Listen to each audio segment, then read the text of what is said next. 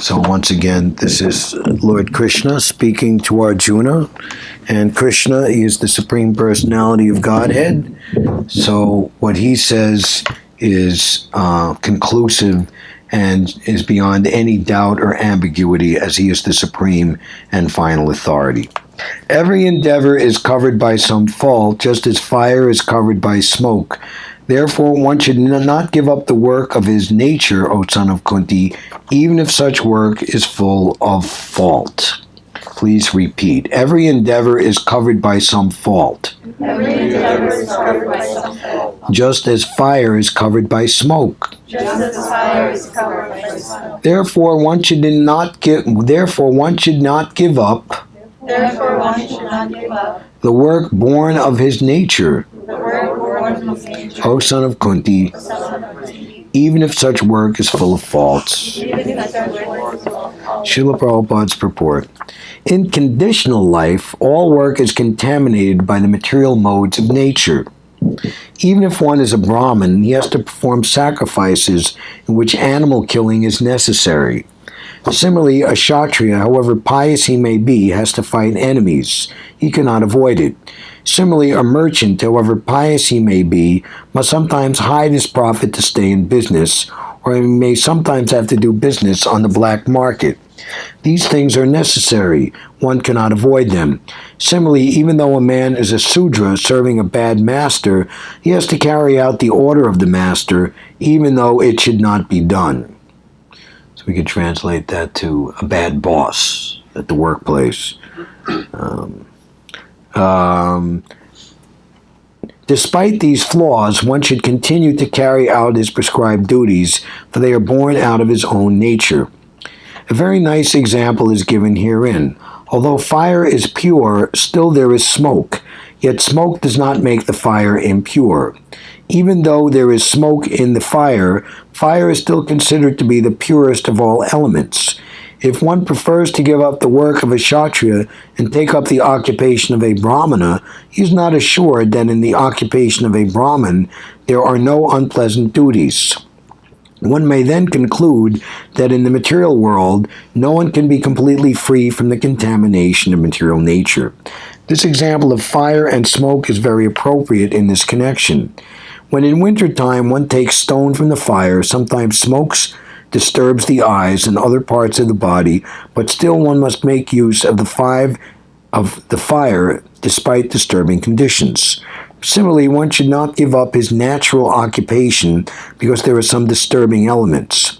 Rather, one should be determined to serve the Supreme Lord by his occupational duty in Krishna consciousness. That is the perfectional point. When a particular type of occupation is performed for the satisfaction of the Supreme Lord, all the defects in that particular occupation are purified. When the results of work are purified, when connected with devotional service, one becomes perfect in seeing the self within, and that is self-realization. Hare Krishna. Nama Om Vishnu Padaya Krishna Prastaya Bhutale Srimate Bhaktivedanta Swami Niti Namane. I offer my respectful obeisances unto His Divine Grace, Srila Abhay Charanaravinda Bhaktivedanta Swami Maharaj Srila Prabhupada, who is very dear to Lord Krishna on this earth, having taken shelter at the feet of the Transcendental Lord. Namaste Saraswati Deve Gauravani Pracharane Nirvashesha Sunyavadi Paskita Deshitarane. Obeisances unto you, O Master, O servant of Srila Bhakti Siddhanta Saraswati. You are so kindly teaching the message of Lord Chaitanya and delivering these Western countries which are filled with impersonalism and voidism. Sahajam karmakonteya sadosam apinatyajet sarvaramba hidosena dumagnir ivarita. Every endeavor is covered by some fault, just as fire is covered by smoke. Therefore, one should not give up the work born of his nature, O son of Kunti, even if such work is full of fault. So, Krishna is encouraging and re-encouraging Arjuna throughout the Bhagavad-gita, and we see in this chapter He's coming to the ultimate conclusion, sarva dharma parityajya, mamekam sharanam vraja. Give up all concocted ideas of how to be happy in this material world and simply surrender unto me. Surrender doesn't mean, like the conquering army comes in and you're like held up at gunpoint with your hands in the air and you're marched off to the concentration camp or anything like that. But surrender means, to Krishna, means to remember and regain your awareness. As Arjuna ultimately said, my illusion is now over and I am ready to act according to your instructions. And Arjuna was put in a very trying situation, that he was put in a position where he had to fight a war, and the enemy on the other side were his spiritual masters, his relatives, friends, contemporaries, not just, fighting some, strange people who you've never met before. But in the ultimate position, no one's a stranger because everyone is Krishna's dearmost. So fighting should be avoided at all costs. But a righteous fight is one where the opposing party does not want to accept the law and order as enunciated by the Supreme Personality of Godhead. By such action and decision, they are actually acting as a strong word is used, demon, that's translated from asura. Sura means godly, asura means ungodly. If one is godly, one is good. If one is ungodly, one is ungood. And if the ungodly, by all reason and endeavor to bring them to become godly, refuse and create a situation for the godly that they cannot function properly, or even worse, that their life, property, and prosperity is severely threatened, stopped, or impeded, then that is a righteous fight to put down such ungodly elements. And Krishna says that indeed is his mission. Paritranaya sadhunam. Sadhunam means a righteous person, saintly person. Vinashaya duskritam. In Sanskrit, there's the suffix or prefix su. Su means very good, very auspicious. We see many people from India have names like Suraj, Sudevi. He's a good king. A saintly goddess, Sudevi, like that. Whereas the other, Duskrita, bad. Duskrita, bad intelligence, bad merit, bad activity. Dushashan, who was the rogue who tried to disrobe Draupadi in Mahabharata, he appropriately has that du in front of his name. So Duskritana, Paritranaya Sadhunam Vinashaya Cha Duskritam, to uplift and save the faithful and the righteous and suppress the ungodly and demoniac. That is my mission. In all of his incarnations. Ete Chamsa Kalapumsa Krishnas tu Bhagavan Svayam. Krishna is the original Supreme Personality of Godhead, and all avatars and incarnations stem from him. And those avatars and incarnations, ultimately Krishna himself, will appear when Indra and the demigods, the godly, are harassed by the ungodly. So,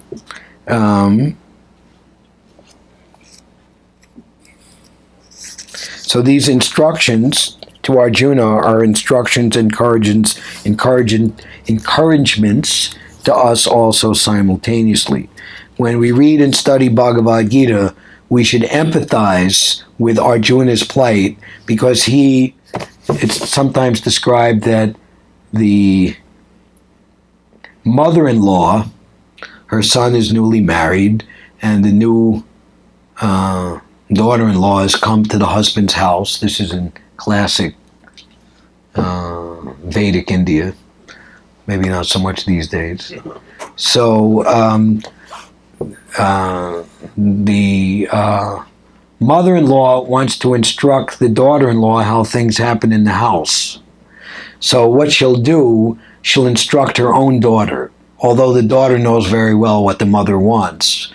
And the daughter-in-law, seeing the daughter being instructed, will understand this is what I should do. In other words, not her ego or her sensitivities will not be, what is it, hurt or hampered or, not make her feel bad, because she's left her parental home and now she's with new people and she might feel lonely and shy. And so the idea is that Krishna instructs the world by seemingly instructing his devotee. Arjuna, he was not to be placed in illusion, but he was seemingly placed in illusion so that the great Bhagavad-gita could be spoken to eradicate his so-called illusion for all of our benefit. Similarly, Maharaj Parikshit, he was cursed to die in 7 days, and he was powerful enough to overcome the curse. This is a big story, but briefly stated. But he accepted it as a boon or a blessing that he could go back home, back to Godhead. And the sound incarnation of Krishna in the form of the Srimad Bhagavatam was spoken during his remaining 7 days and nights. So we're in the position of the daughter-in-law. And Arjuna is the daughter of our mother, new mother, and like that. So we should take this instruction of Bhagavad Gita very much to heart.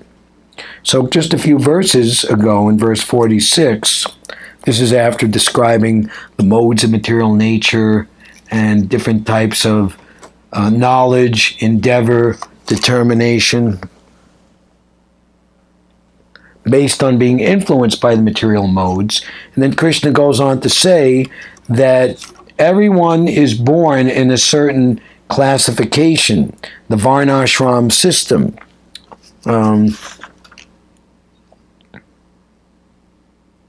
There is no being, this is verse 40, existing either here or among the demigods in the higher planetary system, which is freed from these three modes of material nature.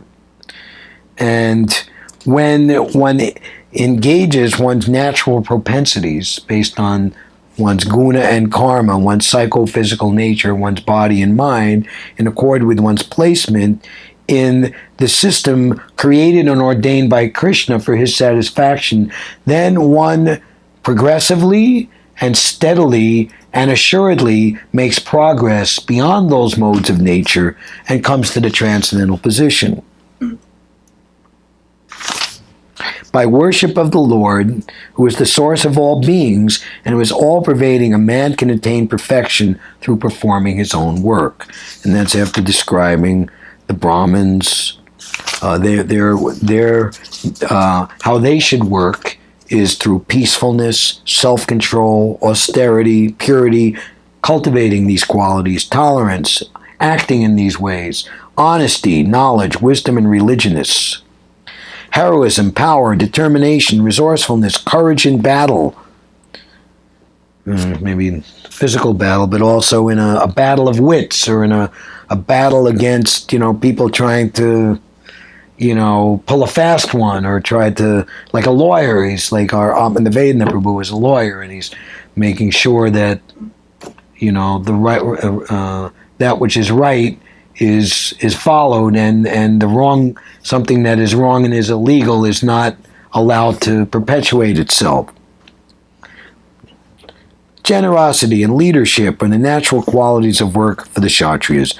Farming, cow protection, and business are the natural work for the Vaishyas. And for the Sudras, there are labor and service to others.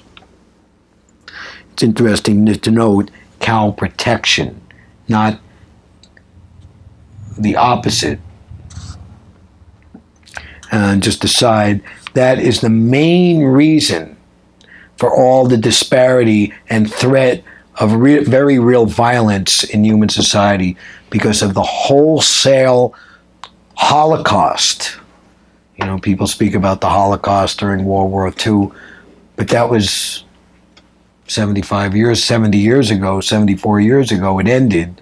But hey, there's a Holocaust much, much worse in terms of living beings. Of course, human beings are counted to be in a superior position to animals in terms of the facility and their the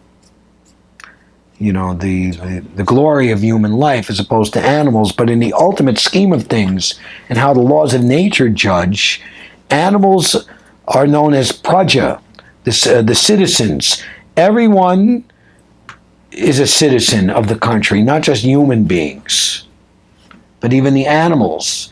So that they're being slaughtered for the unnecessary gratification of the human tongue and belly is such a horrendous crime and such a horrendous karmic reaction. Prabhupada says that a government or country that perpetuates such things must expect a very severe catastrophic reaction.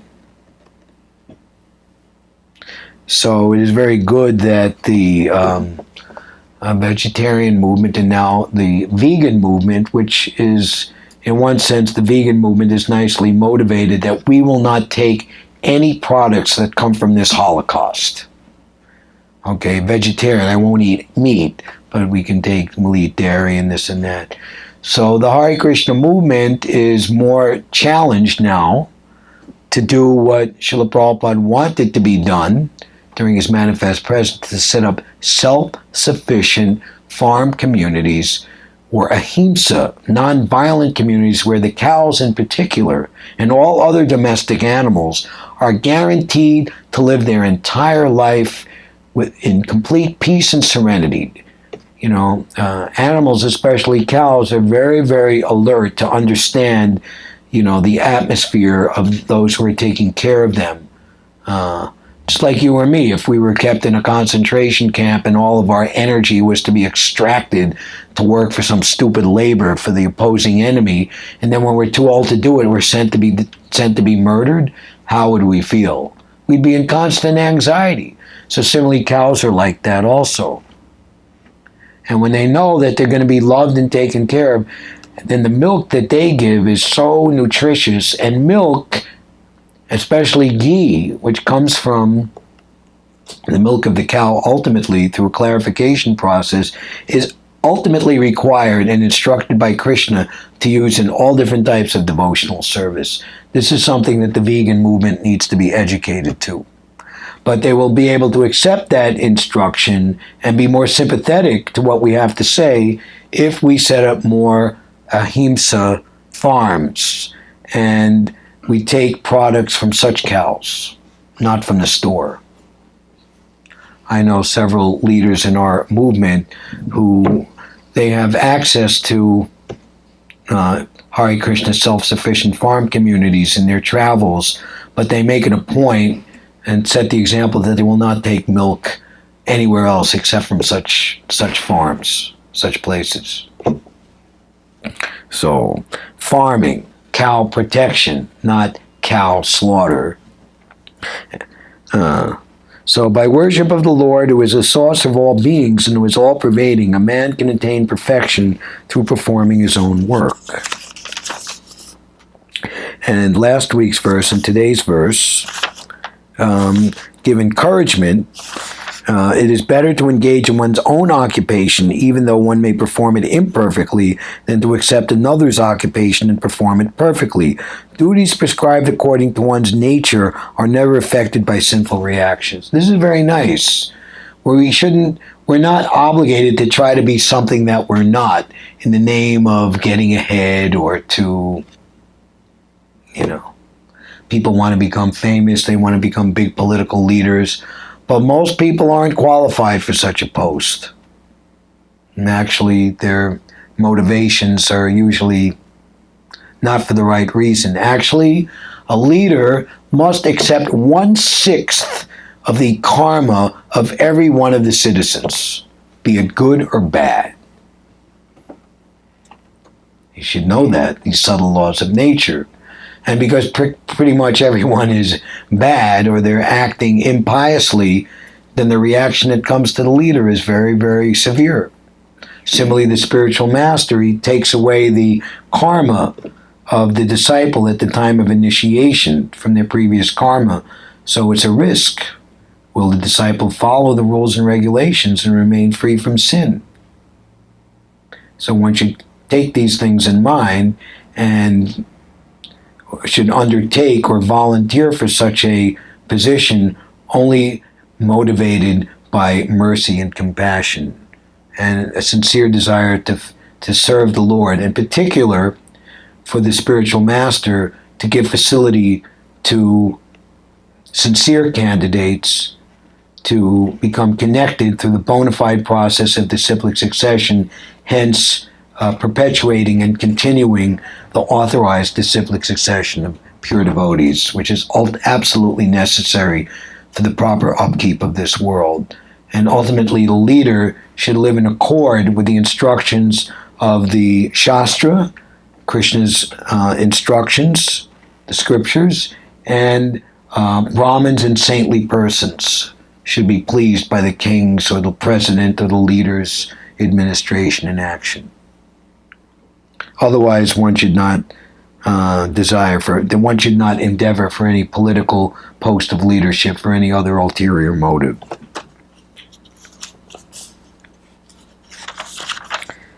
Prabhupada would say, quoting the saying, better to be a sincere sweeper in the street than to be a charlatan meditator.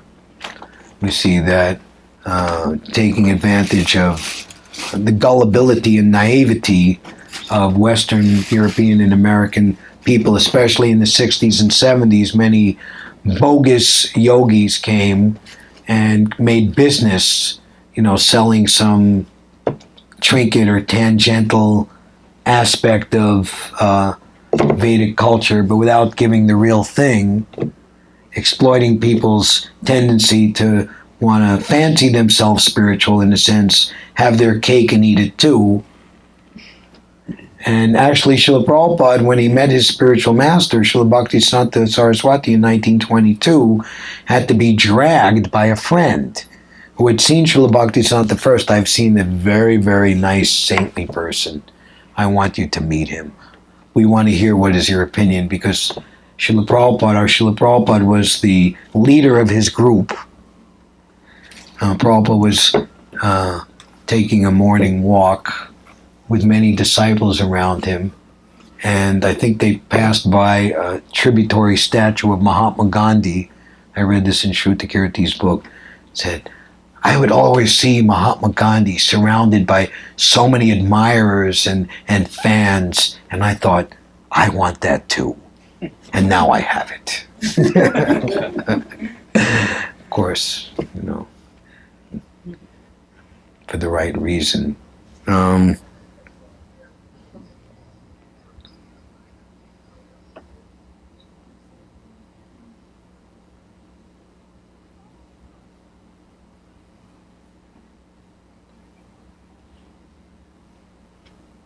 So, Srila Prabhupada's father, who he glorified as a pure devotee, you can read in the Dedication to Krishna book, to my father, Gaur Mohan Day, 1849 to 1930, a pure devotee of Krishna, who raised me as a Krishna conscious child from the beginning of my life. He gave me Jagannath Rath Yatra as my childhood play, and taught me to play mridanga. He was kind to me, and he gave me Radha Krishna deities to worship as a child. He was kind to me, and the ideals I imbibed from him were later solidified when I met my spiritual master, the Eternal Father. So his father's practice was to bring sadhus into the house and feed them and give them charity and ask their blessings. He would ask all of these sadhus, so-called and otherwise, please bless my son that he will become a pure devotee of Srimati Radharani. So many of these, because he was very liberal and not condemning, and many of them were bogus. And he said, I've seen all these sadhus. When other people, go to work in the morning and work in the office, these people, they'll put on, the saffron dress and go out begging and collect money and go and smoke hashish and ganja. and chase around with ladies. I don't want anything to do. No, this is a different person. So he was dragged, and he was like immediately struck with wonder, and his reaction was that I was defeated in argument. I'd never been defeated before, because he was a follower of Mahatma Gandhi's independence movement, and Srila Bhaktisiddhanta debunked it as just a temporary thing and is based on bodily identification. The real thing is to give everyone pure Krishna consciousness. That's the ultimate panacea for the entire world. And he said, wow. And he immediately switched his allegiance and wanted to join. I was defeated. I'd never been defeated before. And when you're defeated, I lose. You lose. Humiliate. But it wasn't a loss. It was a great gain. And I've met a very nice saintly person, and I was very pleased to know that Lord Chaitanya's mission was being guided, was in the hands of a very, very elevated and expert devotee. This guy just acquired the building. Oh yes, the Ultadanga Junction Road, which was a rented property where Srila Bhaktisiddhanta had his entire mission. It was founded there and based there for many years. And that rooftop place, I think on YouTube there's like some devotees commemorating and speaking up there. There's a very special place. So if you ever go on holy pilgrimage in Calcutta, you can see that place. So one should act to satisfy the Supreme Lord. So in today's verse 48, the example, and Prabhupada mentions twice how such a nice example, fire is pure, and you need fire for heating. Actually, electricity comes from fire for cooling, the air conditioning. But there might be some imperfection. In the case of a classic fire, there's smoke. You might not always have dry firewood. You might have the wood that's not completely, what's the term that they use? Cured or cured? Oh, cured. It has to dry out sufficiently so smoke will come, but the fire must go on. So, and it Prabhupada begins to purport in conditional life. Conditional life means there's conditions. There's a but. There's a by the way, and I forgot to tell you, there's, you have to read the fine print, And Prabhupada would sum that up. Our bodies in this material world are unwanted because we're eternal spirit soul. We should be in our spiritual body. But devotional service, utilizing this material body, Prabhupada coined the term, making the best use of a bad bargain. So, how we utilize our material body, mind, intelligence, and everything about who we are on the on this existential material platform, engaging it in the Lord's service is to be guided very, very nicely. How is it described that? This body is like a boat to cross over the ocean of repeated birth and death, material existence, and the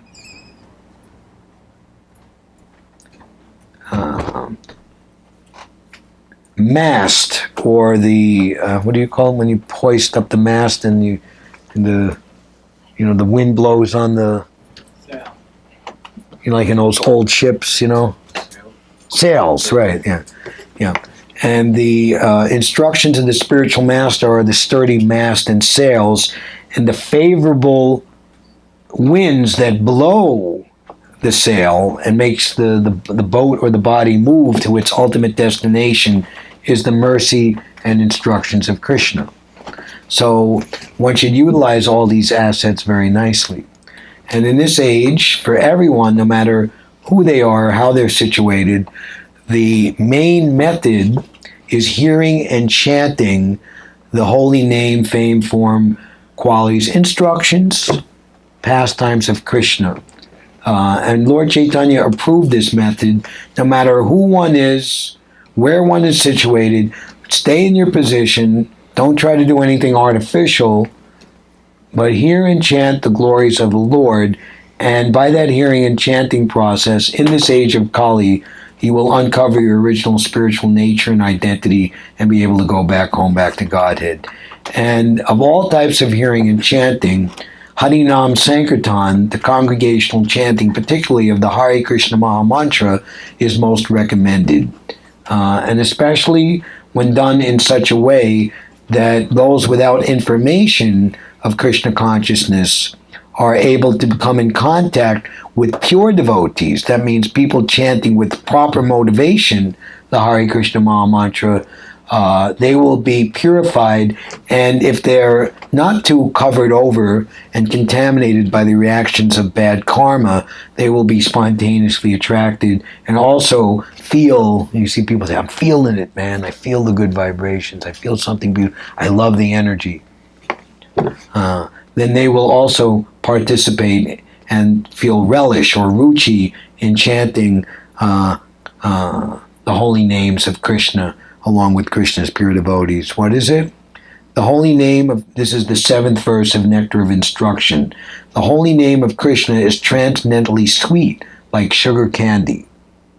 It's the most relishable thing. This Sankirtan movement blesses one or affords one or gives one an opportunity to taste the nectar, the happiness for which one is always anxious. But mistaking that happiness, in some type of material variety. Just like one has jaundice, one cannot taste anything sweet. What is sweet actually tastes bitter. So for the gross materialist, the most sweet, desirable thing tastes very bitter, just like we were hearing. For one in the mode of ignorance, that which is very good, praiseworthy, desirable, and saintly, they look at it as the most obnoxious and undesirable thing. I don't want that religion. Get that away from me, I want a beer, Whereas that which is the most condemning and the most bewildering and the most violent, ignorant thing, that to them is the most pleasing and attractive. That's the mode of ignorance, to be avoided at all costs. But even such persons, if they somehow can take medicinal doses of the sugar candy, then the jaundice will be cured at the root, and you'll be able to taste the sweetness of Krishna consciousness. So, different things that you might have to do, which you might not like, are mentioned here. I think what's mentioned here, a Sudra serving a bad master. So many times, I've been questioned many times over the years, I don't like where I work. I don't like the boss. I don't know what other job I'm going to be able to get. And it might be a situation that has to be tolerated for some period of time. Should try to transfer out of such a situation, but immediately it might be something that has to be tolerated. Especially the way things are so. That's why ultimately Prabhupada wanted that we create self-sufficient insular communities. Actually, the life of a devotee is more or less a revolutionary and bold public statement. I do not want to take part in this misdirected, ugra, bad karmic civilization. I want to take part in an alternative spiritual lifestyle. So, on an individual basis, to stand up boldly and courageously like that, Krishna is very appreciative, and you will definitely be protected and rewarded for that. But ultimately, that has to spread bigger and bigger, because no man is an island. We can't stand alone. We're all meant to interact with each other, not just exchanging good thoughts and good vibrations, but ultimately create a situation where all necessary goods, commodities, and services for every part of our life, from being a baby ultimately to being able to leave this world at the time of death, can be afforded and facilitated very nicely without any anxiety for everyone. So Prabhupada even said 50% of my work is incompleted, that he wanted to show how this type of lifestyle can be accomplished. And we have what was called at the time the New York Farm, which Prabhupada named himself the Gita Nagri Farm, which he envisioned back when he was in India in the late 1940s and 1950s. The Gita Nagari project of self-sufficient farm living is a wonderful opulence that we have the Hare Krishna movement, a beautiful 350-acre property. And right now they're trying to create an atmosphere there which... Pennsylvania. In Pennsylvania. Oh, Gita Nagari. Yeah. It's nice. It's 200 miles, it's from New York, Philadelphia, Washington, D.C., Baltimore. It's like kind of I think we have more to drive than those other cities, but it's kind of like a triangle. So that public and people who are spiritually interested by nature can come there and appreciate the land, the atmosphere, the ahimsa treatment of the cows, and in that way show that there's an alternative shelter for people to come. They're understaffed right now, so much of the land is not being used for agriculture for humans. It's being used to grow hay and grass for the cows. But it's a big place, and if utilized, devotees and people could live there for the rest of their lives and never have to take part in anything,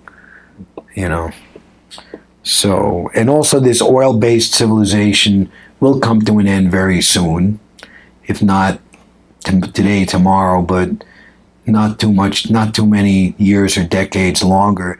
And then people will be forced to revert back to natural way of living.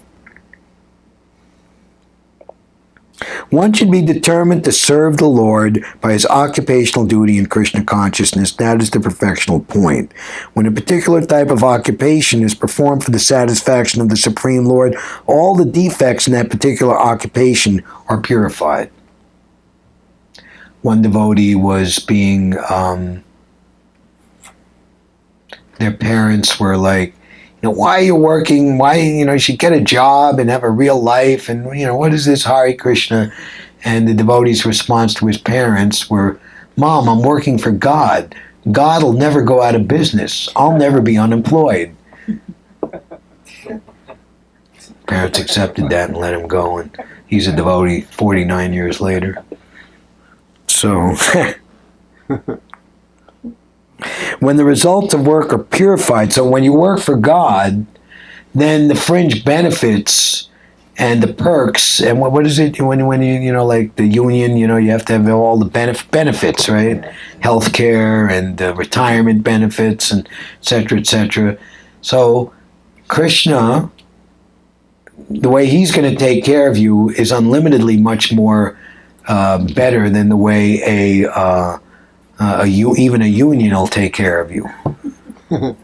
Or Social Security. When was it? There's Social Security. They don't know if they could pay it out anymore. The system went bankrupt or something. No. Well, No. not yet, but they're Not yet. predicting. They're after some predicting, years. and it's it's like like the U.S. government is. What they say, your deposit, FDIC insured up to $100,000 in the bank. Anyway, whatever. Who knows?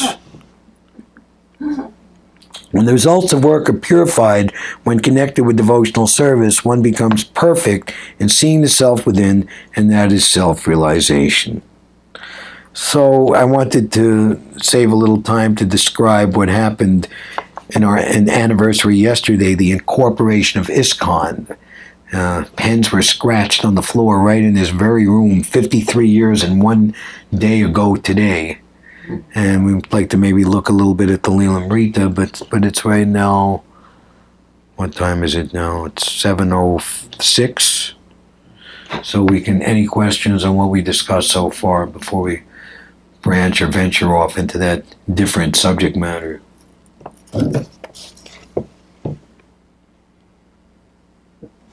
Questions? So I have a question. Yes, Yugala Priti Mataji. As it said that if any job which has this... Could you speak a little bit louder? It said that any job in this world has some... Fault. fault. Imperfection, yeah. So, for example, the person works, I mean, good worker, but works in a how do you call this house? When the women are getting undressed. A changing room or a brothel? Striptease, Fitting room? striptease house. And they actually getting undressed. I mean, and there is a person is a manager in a strip house. A manager in a thrift store? No, like a place, like basically something unmentional, where where the bars where the women take off their clothes for men's For satisfaction. the pleasure of the. I'm not sure. So are you saying should they do that? No, should the manager in that house consider that doing their job with the faults? Or they? I think she's asking. I think you're asking is should the manager of that place is it good for him to continue doing his? Is it his duty for him to continue working there? Is it the duty that comes with the fault? That's what I Let's just say there should be authorized occupations. That is an unnecessary occupation. But it's a purpose.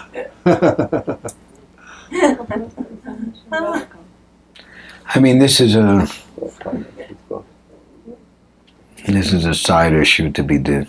Like when Krishna went to Dwarka, it's described he was greeted by prostitutes. Yeah, she was just saying Prabhupada says that. Sorry, go ahead. difficult question.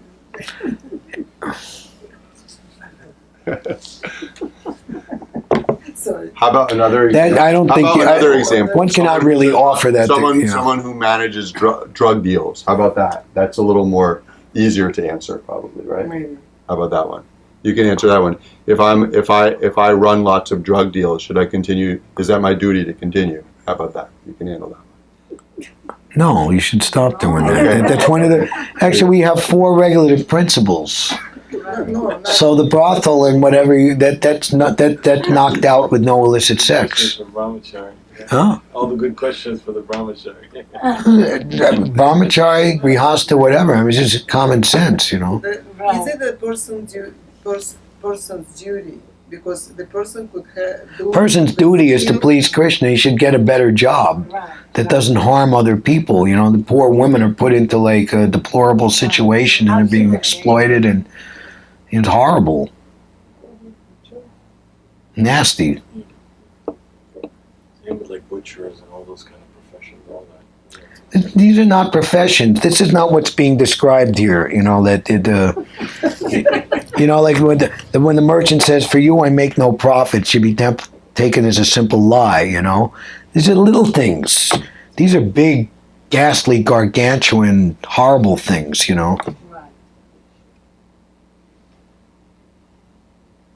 Lord Chaitanya is so kind and merciful that even people thus situated, the mercy is distributed to them also. But just like you see the prostitute who was sent to pollute Haridas Thakur, make him fall down by the envious Ramachandra Khan. What did Haridas Thakur do? He's so advanced, and this is given as such an example. It's described in the 9th canto. One should not sit on the same seat in a secluded place with one's mother, daughter, or sister. Who's that for? A low-class person? No. Even the most learned personality. The mind, and no one should never trust the mind. At any time, it could go out of control. Even the most learned person might be attracted. Even Lord Brahma, it's described in the 3rd canto. He was attracted to his daughter. So, I'm sorry, I just forgot. What was the point before that? About doing your duty and if you have a certain type of occupation. No. Just before I just started describing about even the most. Oh, Haridas Thakur. That's it. Okay. So, she comes and makes these statements like, my dear Haridas Thakur, he's a young man at the time. This is before Lord Chaitanya's appearance. You know, just seeing you, I'm overcome with ecstatic emotion, and my only wish is union with you. What woman in the world can control herself seeing your youthful beauty? Please, it is the nature of saintly persons to be kind to the poor and downtrodden. Please satisfy my desire. And she starts exhibiting feminine postures that would bewilder even the mind of Lord Brahma. What does Haridas Thakur do? He says, yes, this is a very good proposal. But I've taken a vow to chant the Hare Krishna Maha Mantra a certain number of times in a month. And that vow is soon to come to an end, but until it is complete, I'm not free to do anything. You please sit down here next to the Tulsi plant and wait for me to complete the vow. She came in the beginning of the evening, 9, 10 o'clock at night. And he's chanting, and then dawn comes. He's chanting. Namacharya Haridas Thakur was chanting 24 hours a day. And then what happened? What happened? She went back to Ramachandra Khan and reported the news. Haridas Thakur has agreed to have union with me. And he's saying, very good. You know, my constables will come, and, you know, when he does, I'll come and arrest him, because he was becoming famous as a great saint in the country. He's a Muslim. You know, and Muslim people had conquered over India at that time, and because Haridas Thakur was a born Muslim,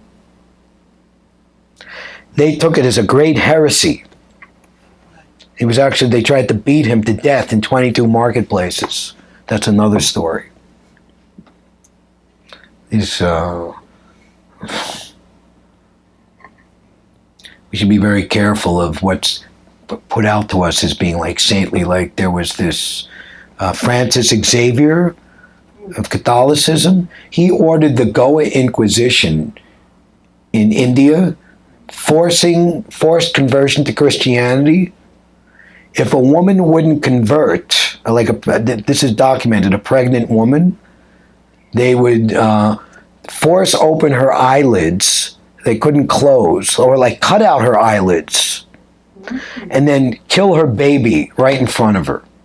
Oh my God. And they make such a person a saint. You know, these people, you know, it's horrible. Yes, documented. What's been done in the name of Christianity to convert other people. So anyway, back to the story. So Haridas Thakur, and then she comes again for the second night, and she becomes restless.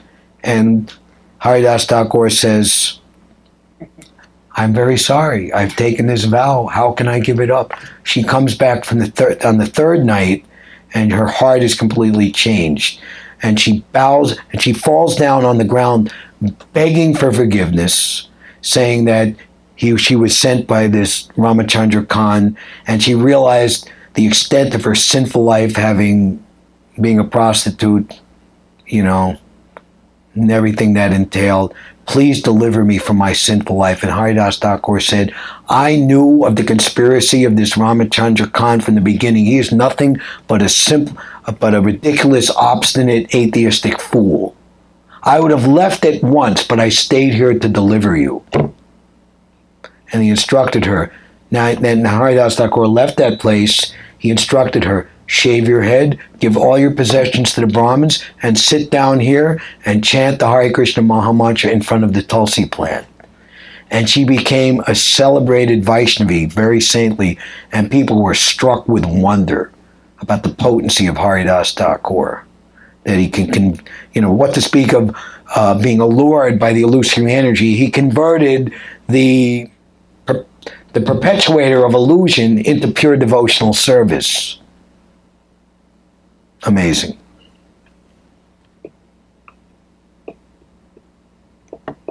So how did we get there from?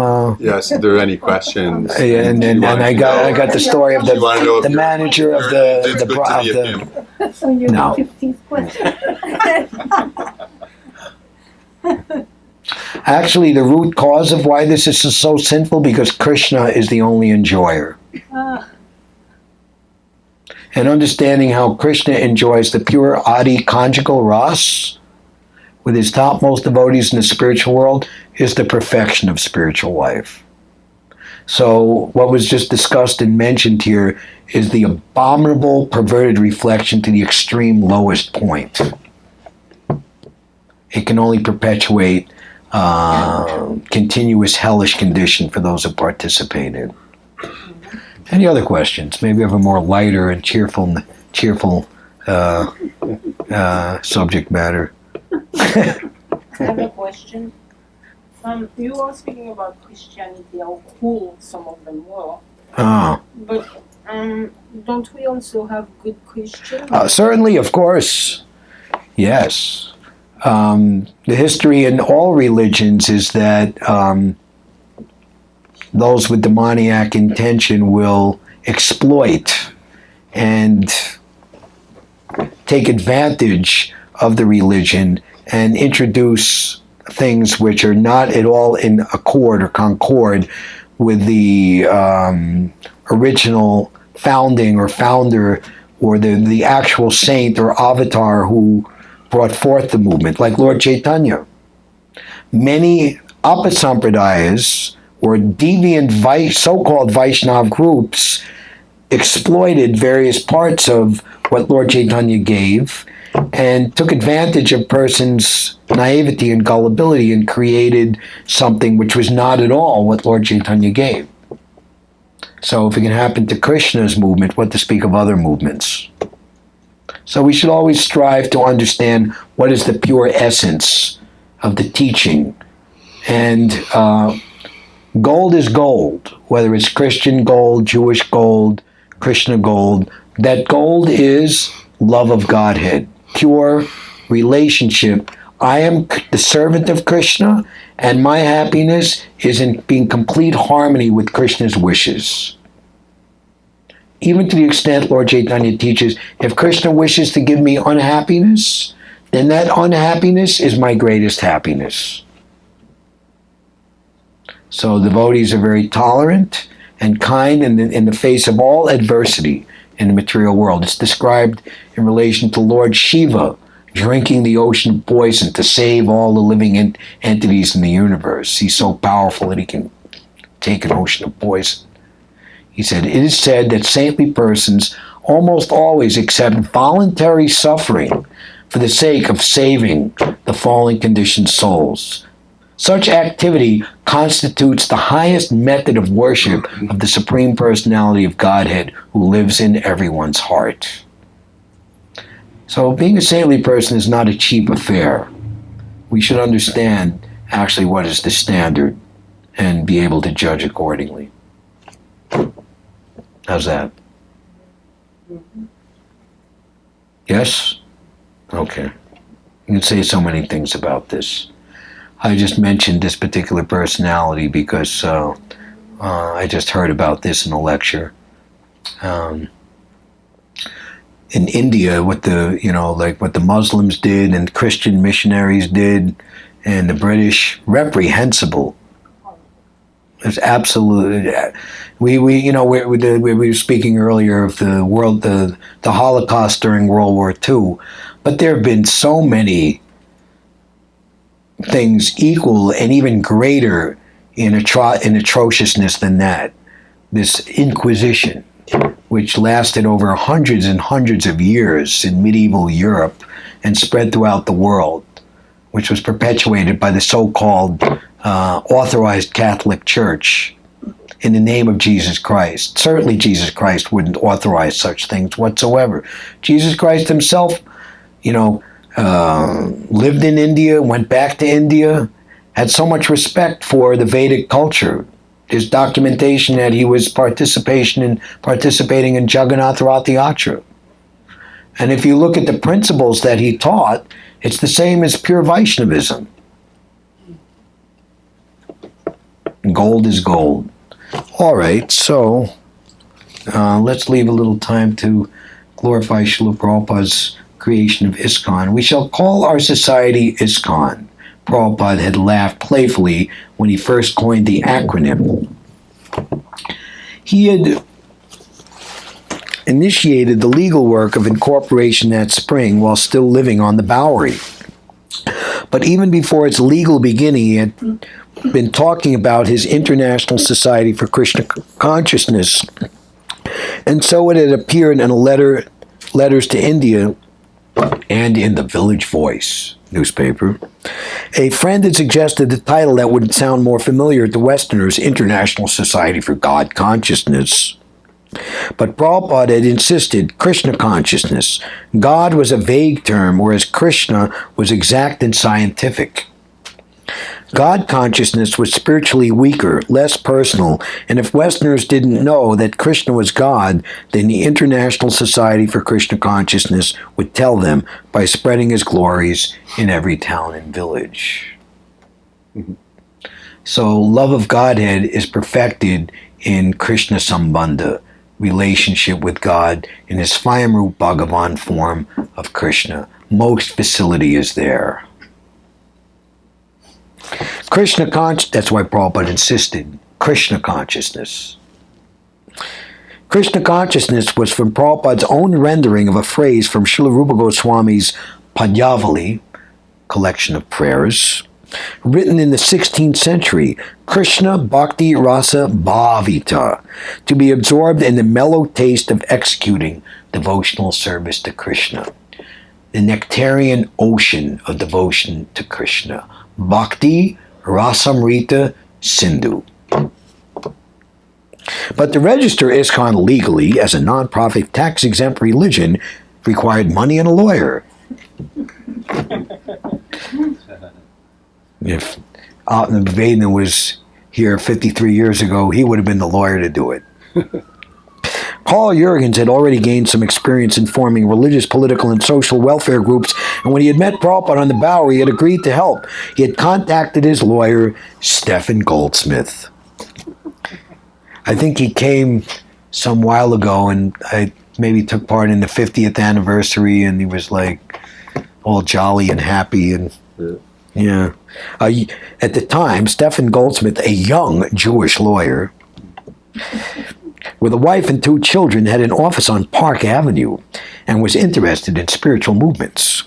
When Carl told him about Prabhupada's plans, he was immediately fascinated by the idea of setting up a religious corporation for an Indian Swami. He visited Prabhupada at 26 2nd Avenue, and they discussed incorporation, tax exemption, Prabhupada's immigration status, and Krishna consciousness. So we can't read everything. He came several times. He brought his children who liked the soup that the Swami cooked. That means they liked the dal. Right. He began attending the evening lectures where he was often the only non-hippie member of the congregation.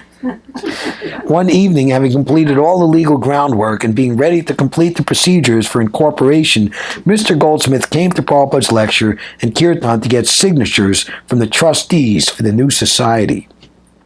What are you reading from? Huh? What are you reading? Is it Leela? This is Prabhupada Leelamrita, chapter volume 2, Planting the Seed, and the chapter is called Breaking Ground. Like you got to break the ground before you can plant the seed, you know? And make the ground fertile. Mm-hmm. So, Sorry. All right, Mr. Goldsmith, you can ask anything. Mr. Goldsmith stands, and to the surprise of the people gathered, he makes a short announcement asking for signers on the incorporation document.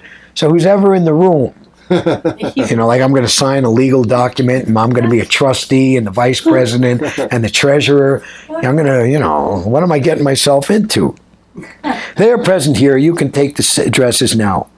Yes, you can. Bill, you can give your address. And Raphael, these are 2 just kind of like wayfaring, hippie kind of, I got a free place to stay, go out and look for cigarette butts on the street during the day and maybe get some money and bring it back and not take a bath for 3 or 4 days kind of guys, and Don, Roy, Mr. Green. As the meeting, those called up to sign as trustees come forward, standing around a little storefront, waiting to leaf curiously through the pages the lawyer has produced from his thin attaché and to sign as he directs. Yet not a soul among them is committed to Krishna consciousness. What to speak of really having any idea what Krishna consciousness actually is.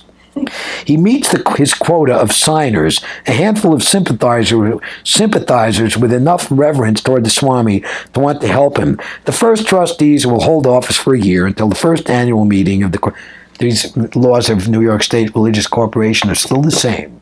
Mm-hmm. Michael Grant, who puts down his name and address without even reading the document, and Mike's girlfriend, Jan, and James Green. No one seriously intends to undertake any formal duties as trustee of the religious society, but they are happy to help the Swami by signing his fledgling society into legal existence. None of them know exactly what the half a dozen legal-sized type pages mean, except Swamiji is forming a society. Why? For tax exemption in case someone gives a big donation. But who's going to give a big donation? Except maybe for Mr. Goldsmith, who's got any money? And Prabhupada would pass around the basket, and there would be like $3.75 in coins and dollar bills, you know. But Prabhupada is planning for the future, and he's planning for much more than just tax exemptions. He's trying to serve his spiritual predecessors and fulfill the scriptural prediction of a spiritual movement that is to flourish for 10,000 years in the midst of the age of Kali, a vast age which is to last 432,000 years. The 1960s are but an insignificant moment. Lord Chaitanya, a golden age, even within this bestial Kali Yuga, with a vision that soars off to the end of the millennium and beyond, yet with his 2 feet solidly on the ground of 26 Second Avenue. Your eyes on the stars and your feet on the ground, right? As the President of the United States, who used to live where you are living now, said that. Theodore Roosevelt, Sagamore Hill, Oyster Bay Cove. Keep your eyes on the stars and your feet on the ground. Prabhupada has begun an international society for Krishna consciousness. His many practical responsibilities, paying the rent, incorporating a society, and paving the way for a thriving worldwide congregation of devotees. Yet he doesn't see his humble beginnings as limiting the greater scope of his divine mission. He knows that everything depends on Krishna, so whether he succeeds or fails, it's up to Krishna. He only has to try. And the 7 purposes of ISKCON: to erect for the members and for society at large a holy place of transcendental pastimes dedicated to the personality of Krishna, to make books and periodicals and distribute them widely.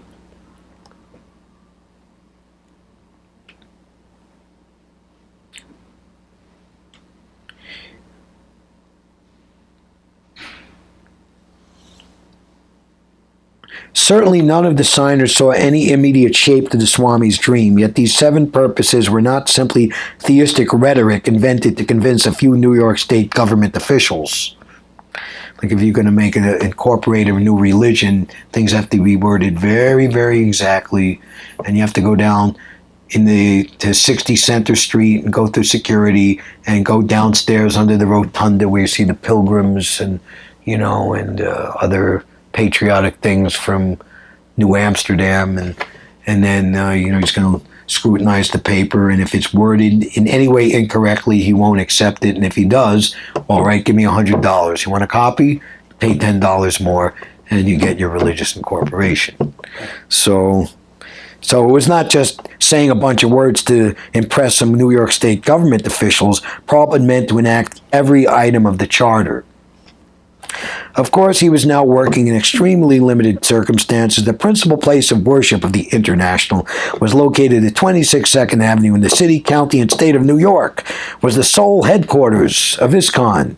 Yet Prabhupada insisted that he was not living at 26 Second Avenue, New York City. His vision was transcendental. His Guru Maharaj had gone out from the traditional holy places of spiritual meditation to preach in cities like Calcutta, Bombay, and Delhi, and yet Prabhupada would say that his spiritual master was not really living in any of those cities. He was always in Vaikuntha, the spiritual world, because of his absorption in devotional service. Similarly, the place of worship, 26 Second Avenue, was not just a New York storefront, a former movie curiosity shop. The storefront and the apartment had been spiritualized and was now a transcendental haven. Society at large could come here. The whole world could take shelter here, right in this very room. Bring in 7 billion people.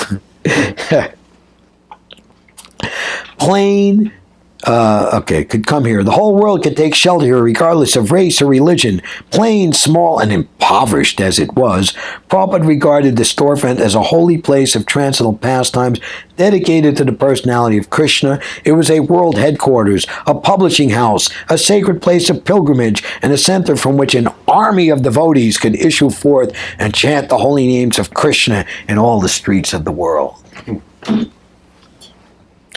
The entire universe could receive Krishna consciousness from the International Society for Krishna Consciousness, which was beginning here. Hare Krishna. So the pure and true International Society for Krishna Consciousness is Prabhupada's creation of the pure Sangha of Vaishnavas, pure devotees, meant to distribute love of Godhead all over the world. That is the real ISKCON, and it began here. There's a very sacred place. Let us retake stock in our great fortune and privilege to be able to come here regularly. Very sacred place. People come from all over the world. We had one devotee beg to stay in our ashram, came all the way from South Africa, just so that he could come and commune at 26 2nd Avenue. He was on like a, 2-week break or something from his work, and many other devotees come here. So it's a place where Prabhupada, his sheer determination and steadfastness to fulfill the order and instruction of his spiritual master finally took shape, began here, and it's a great place to clarify and focus one's own determination and sincerity, and make sacred prayers for the perfection of one's own spiritual life, and be used as an instrument on behalf of Prabhupada to continue his mission. He reasons ill that say that Vaishnavas die while they are still living in sound. The Vaishnavas died to live, and while living, they spread the holy name around. Srila Prabhupada Ki Jai. Hare Krishna. So we're 3 minutes over time. We'll stop at 7:30, everything. Hare Krishna. Hare Krishna.